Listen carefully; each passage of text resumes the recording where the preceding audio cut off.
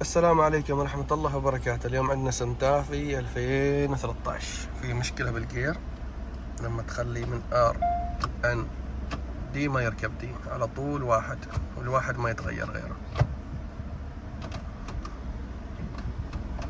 فقط واحد ماشي دي. نتعلم الطريقة ونصلحها مع بعض ان شاء الله تعالى.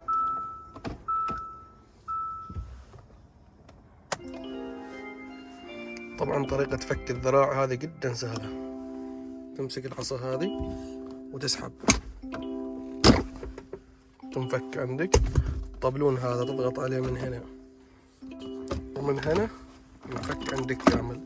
يبقى فيه فيش ثلاث، واحد اثنين ثلاثة، نفتحهن ونشوف العطل مع بعض.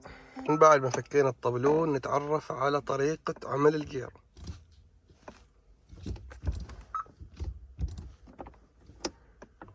القفل الأساسي الحين ار ان دي.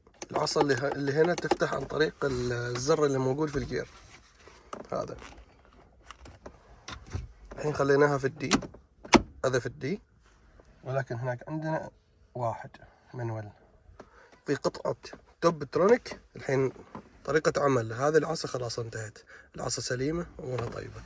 لازم نفك الديكور من هنا علشان نوصل للحساس مال توب ترونيك. القطعة اللي هنا فيها المشكلة.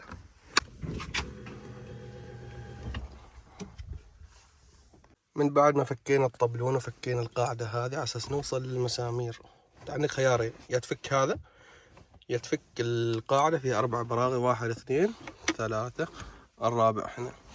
تطلع معاك تبدل، تنزل تطلع القطعة وتشيك عليها. من بعد ما فكينا الديكور كامل مع السدة، هذه القطعة اللي تتحكم في المنوال. عادة تحتاج بس تنظيف، تشيك عليها مع بعض وما فيكم. هذه القطعة من داخل من بعد ما فكيناها راح ننظفها ونقربها مع بعض. للأسف طلعت القطعة مكسورة، غيرناها. برسلكم، بحط لكم رقم القطعة مع السعر. الفيشة هذه مالها من هنا. الحين امورها تمام، نكمل تركيب ونشيك عليها. من بعد ما ركبنا الديكور الأساسي مع الفيش كامل نقرب. بسم الله.